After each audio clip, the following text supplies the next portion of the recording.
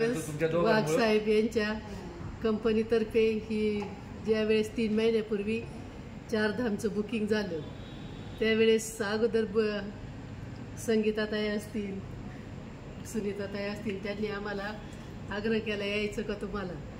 तर त्याच्यानंतर आम्ही बुकिंग केल्यावर बरेच लोक भीती सांगायची, ताई तुम्हाला जाताना येणार ट्रिपला केदारनाथला, वरती जाणं खूप अवघड आहे, खूप कठीण आहे, यात्रा आहे.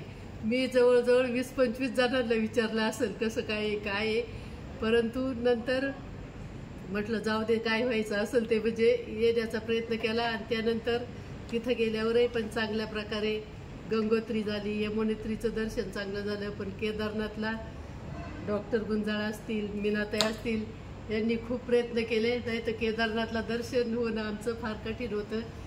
हेलिकॉप्टरचे तिकीट त्यांनी 2 दिवस प्रयत्न करून मिळवलं.